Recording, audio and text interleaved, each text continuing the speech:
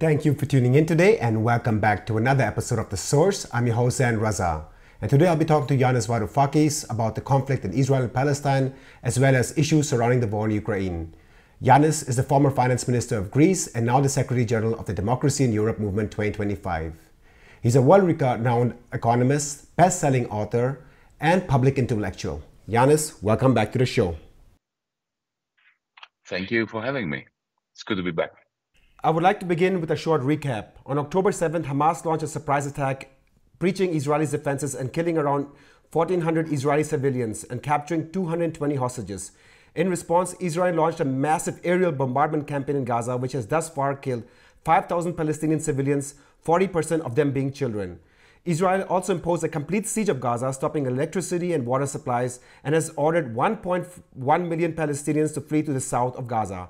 Hamas has released 4 hostages thus far, American mother and daughter and 2 elderly Israeli women. And Israel has sent small units of infantry troops and tanks in Gaza for localized raids, but as of yet has not begun a major ground military operation. Can you comment on these developments, in particular Hamas's attack and Israel's response? It's a tragedy that is never ending, which is continuing. Each side wants to blame the other for war crimes, for crimes against humanity. And the fact is that both have perpetrated them.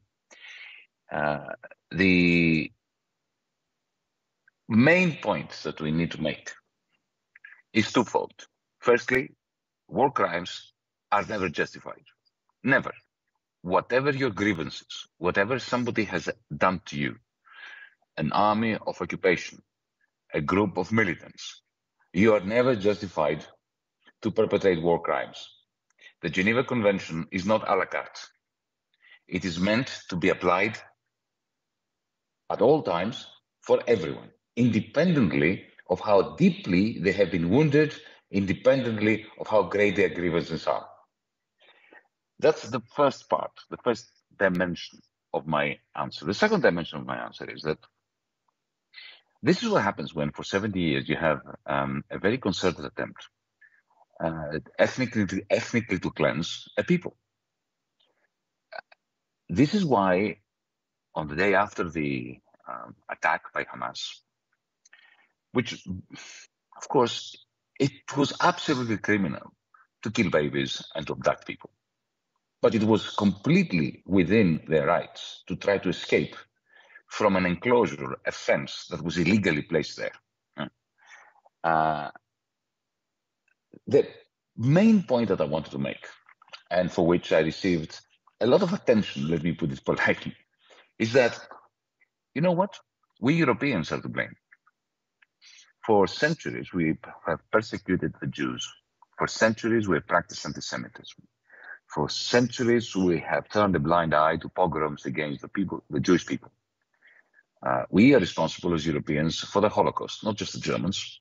The Holocaust had collaborators in Croatia, in Greece, in Italy, in France, Vichy, everywhere across Europe. And then after that, we have tried to cleanse ourselves of the guilt by turning a blind eye to the ethnic cleansing, the genocide of the Palestinian people by the Israeli extremists, not by the Jews, must be very clear about that, but by the Israeli extremists. And in the end, we have a situation where the extremists of both sides are in control. Because let's face it, Hamas was created by people like Netanyahu. And people like Netanyahu are Hamas's greatest friends because they each justify the atrocities of the other. When you have a conflagration that has been going on for decades, what matters is one thing: to end the causes of the conflagration.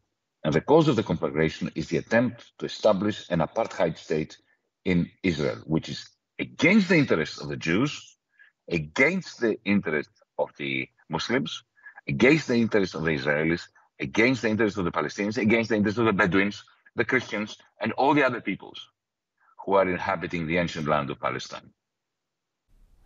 Talking about Europe, let us now look at the developments surrounding this issue taking place on the international stage. On the 23rd of October, EU foreign ministers met in Luxembourg to discuss the situation in Israel and Palestine and find some common ground on this issue. However, they could not find that, as some countries such as Spain and Ireland who called for a ceasefire, and on the other hand, countries like Germany stated, and let me quote the German foreign minister Annalena Baerbock here, quote, "We've all seen that the terrorism continues non-stop, that massive rocket attacks against Israel are taking place.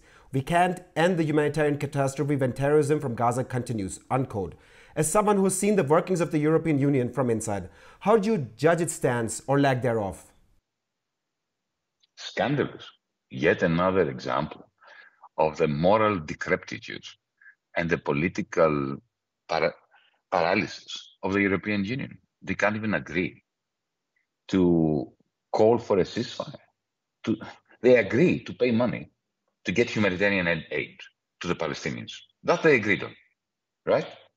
But how are they going to get the aid there without a ceasefire? So they are committing a crime against logic because they have no moral spine, they have no political process that can make the European Union function as an operational, functioning, decision-making entity. So this is why I keep saying that I'm not going to condemn Israel, Palestine, Hamas, the settlers. Of course, they commit war crimes. But for us Europeans, who are responsible for anti-Semitism and for Islamophobia and for the impasse in Israel-Palestine, for us to be like Ms. Baerbock, the absolutely hapless Minister of Foreign Affairs of the Federal Republic of Germany, together with the greatest failure that has ever come out of the European Union's machinations, of course, Ursula von der Leyen, a failed defense minister who was sent over by Merkel trying to get rid of her from Berlin. She was sent to Brussels to represent us without a mandate, going to Israel and becoming a cheerleader of the mass bombing of civilians. For us Europeans, who are such a profound failure and such a profound guilty party to the crimes that are being committed in Palestine, Israel for decades now, for us to take the high ground and look down upon the Israelis and the Palestinians and to condemn violence coming from either side, we just don't have the right to do that. We are guilty. We should be hanging our heads in shame and doing whatever it takes in order to start making progress in reaching decisions that at least are logically coherent and which are not in gross violation of the Geneva Convention and the United Nations Charter. Let me take this issue to another higher international stage, the United Nations. Let me recap what has happened so far. On October 18, the United States vetoed a United Nations Security Council resolution that would call for a humanitarian pause in the conflict to allow some humanitarian aid to enter the Gaza Strip. Then yesterday, Israel Foreign Minister Eli Cohen addressed the UN Security Council and stated, quote, "Hamas are the new Nazis," unquote, and called on the civilized world to fight against Hamas as it did in Germany in 1945. UN General Secretary Antonio Guterres, on the other hand, strongly condemned the actions of Hamas, but also mentioned what you already talked about, that this conflict is not happening in a vacuum and involves 56 years of Israeli occupation and settlement expansion. However, he said there's no way that the attacks of Hamas can be justified based on that. In his response, Israeli officials have accused him of being a terrorist apologist or someone who's justifying terrorism. They've canceled any scheduled meetings with Guterres and will not issue any visas to UN representatives. And they stated, quote, "The time has come to teach them a lesson," unquote, them implying, of course, the UN. In your opinion, is it fair to mention the Israeli occupation and expansion of settlements in a times of crisis like this, which involves a lot of emotion? And secondly, does this in any way justify terrorism as claimed by Israel? Allow me a comment on the statement by the Israeli ambassador to the United Nations that he or Israel is going to teach the United Nations a lesson. Now, there have been many times when I've disagreed, personally speaking, with a decision by the United Nations Security Council, by the General Assembly. I've disagreed with things that Secretary Generals of the United Nations have said. And I think that it is absolutely legitimate for anyone to disagree with what the United Nations does, says, or doesn't say. But to have a state that is a member state of the United Nations threaten the United Nations that it will teach it, the United Nations, a lesson, that's a bridge too far. Israel has become officially a rogue state that must be expelled from the United Nations. If you threaten the United Nations with a lesson, then you don't deserve to be a member of the United Nations. On the very pertinent question you asked, does the ethnic cleansing of Palestinians, does the state of apartheid, does the behavior, the murders of settlers, of Palestinians, does all that justify war crimes by Hamas? The answer is a clear no. Nothing justifies war crimes. You know, once upon a time, we thought that at the end of the Second World War, we had all agreed on that. It doesn't matter what gets done to you. You have the right to defend yourself, but that does not mean that you have a right to commit war crimes, which are very specifically stated, like, for instance, transfer of populations, targeting civilians, switching off the water of civilians. These are all established war crimes, and you're not allowed to do them whatever the other side does to you, right? So the answer to this question is clear. But at the very, very same time, not to focus on the whole picture while trying to find an answer to the question, so what needs to be done to end these crimes on both sides, is essentially to take the side of the criminals. Nothing reinforces Hamas more than a United Nations or a United States or a European Union, which says that the war crimes perpetrated against the Palestinian people are all right, but the war crimes of Hamas are not all right. That is why I'm saying Netanyahu, Biden, Ursula von der Leyen, Mrs. Baerbock are the best friends of Hamas. They don't want to be. But essentially, they are working for Hamas because then just, let's ask ourselves a very simple question. Okay, let's say that Hamas is the worst thing that's ever happened to the world. It isn't. And by the way, this is a parenthesis. It is a major, major violation of Jewish history to compare Hamas with the Nazis. Hamas may be very, very nasty people who do atrocities, but the Nazis and the Holocaust are unique in the history of humanity. The crimes that the Nazis perpetrated against the Jews in the Holocaust are nothing like anything that has ever happened and hopefully will ever happen again. So to conflate Hamas with the Nazis is essentially to diminish the significance of the Holocaust in the hierarchy of evil. I close the parenthesis here. But let's say that Hamas is the worst thing that has happened in the history of the world. Okay, let's say here is a mental experiment that I invite people to perform alongside me. Suppose there is a button here, on my computer, and I can press it, or you can press it, and Hamas disappears from the annals of history. Let's say that, we can have a time machine and go back in time, like in science fiction movies, and press a button, and Hamas doesn't exist. What would then happen? People say to me, well, why can't the Palestinians pursue their legitimate rights peacefully? Well, they tried it. And see what happened in the West Bank? Because there's no Hamas in the West Bank. They're being ethnically cleansed. Their houses are being bulldozed or taken over by settlers that arrive from the United States or Canada or from wherever, a day before. Their authority, the Palestinian Authority, that has renounced violence, which has renounced terrorism, which has recognized Israel and the right of the Jewish state to exist. What has happened to the Palestinian Authority? It's been humiliated. It's been taken to the cleaners. It's been reduced into a speck of dust in the winds of history. So those who oppose or contest the significance of looking at the problem in its entirety, and who say if you are a supporter of terrorism, if you talk about the apartheid state that is being implemented in West Bank or Gaza, my message to them is you are Hamas's best friend. Since we are at international law, I wanted to talk to you about a certain double standard that we have observed. For example, when it comes to Ukraine, whenever Russia annexes territory, as it did this year and last year, figures like Ursula von der Leyen, Annalena Baerbock, or Joe Biden all decry and invoke international law and human rights. However, as you've mentioned, Israel's been doing this for at least 56 years, and even this year, a record amount of settlements were announced.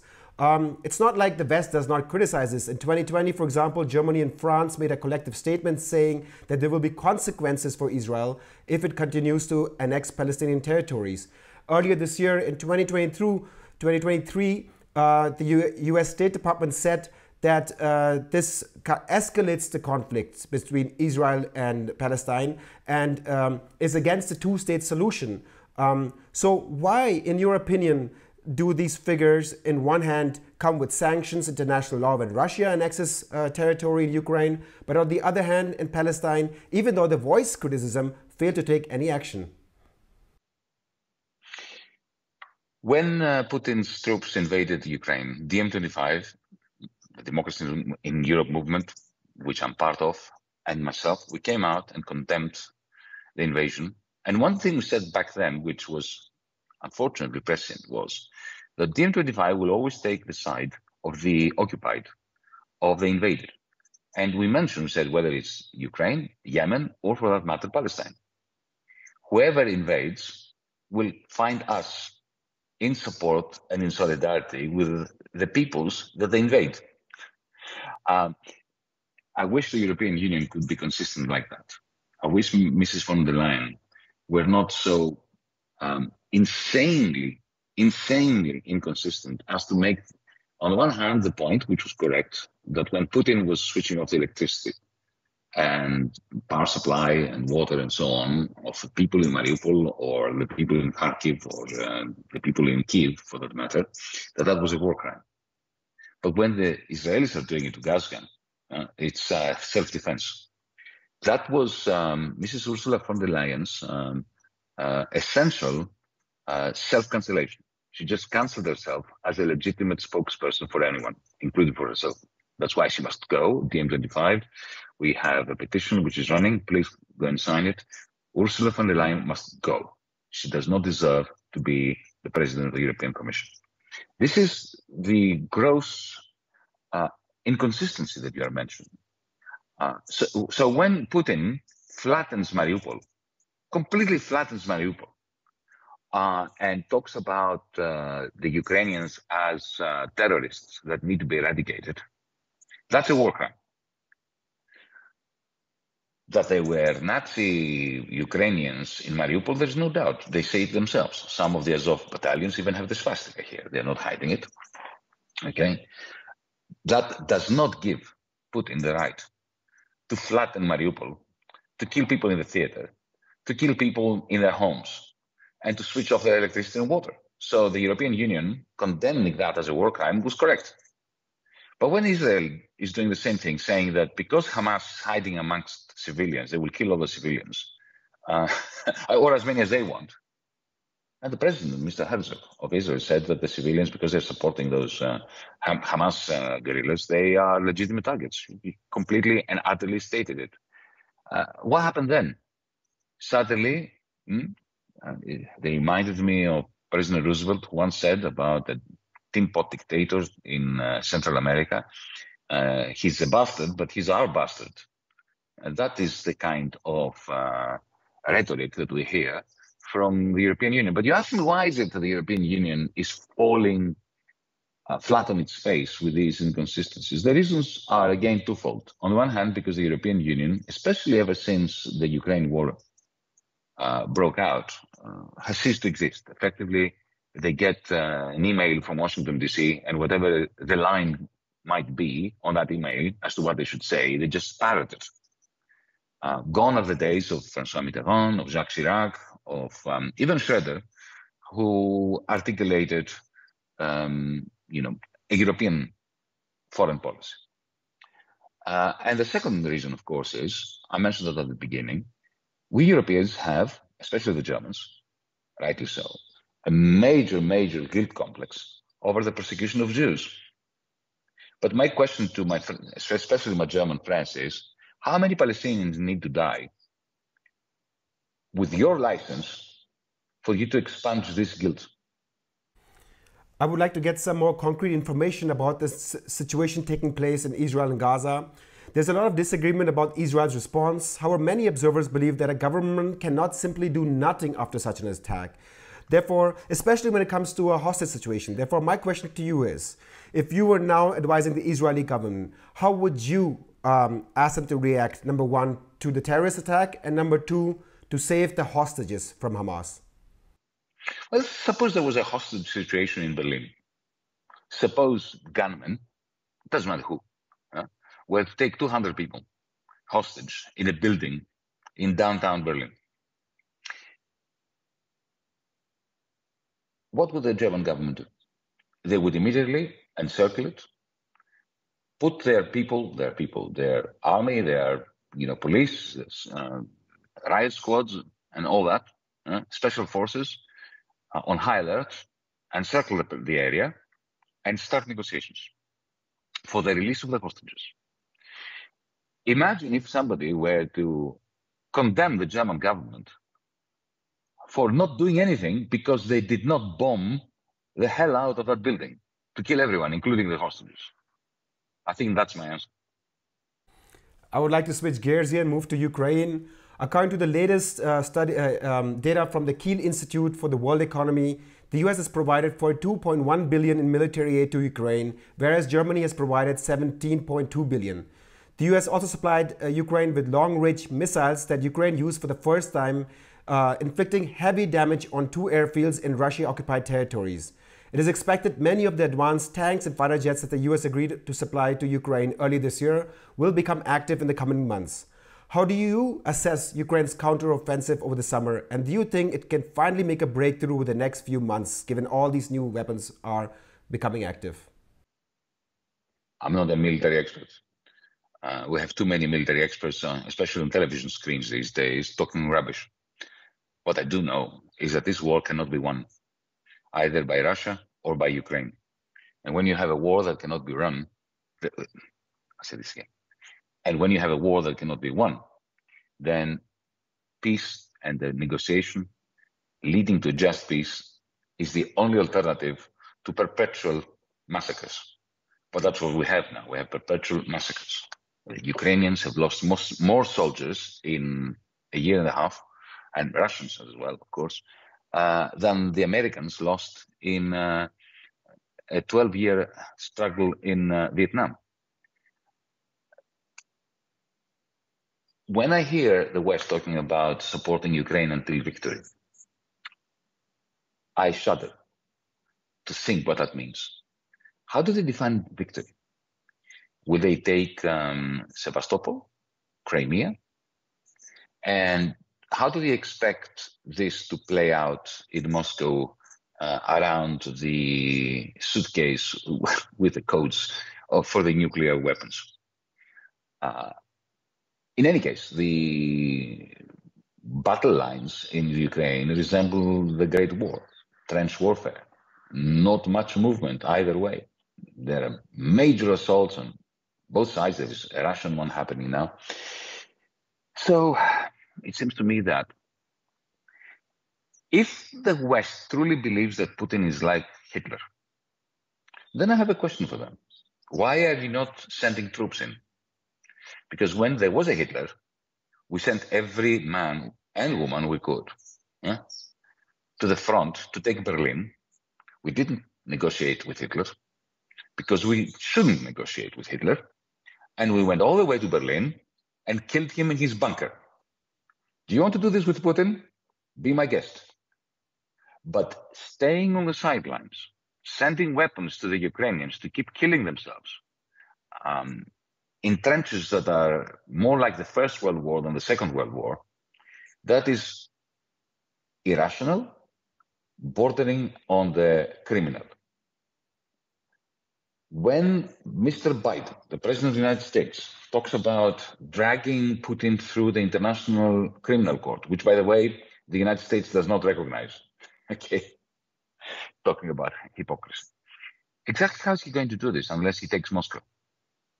And how is he going to take Moscow if he's not participating in this war?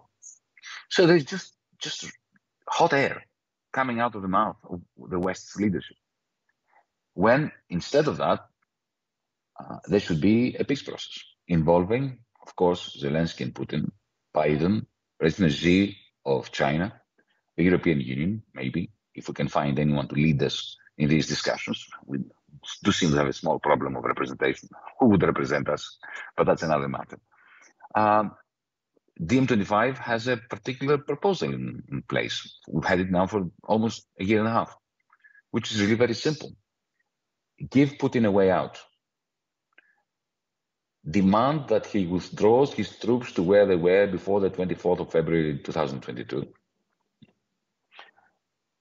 in exchange for guarantees of the security of Ukraine, without, however, NATO membership for Ukraine, so that Putin can go back home to Moscow and say, I secured what I wanted, NATO is not coming to our border.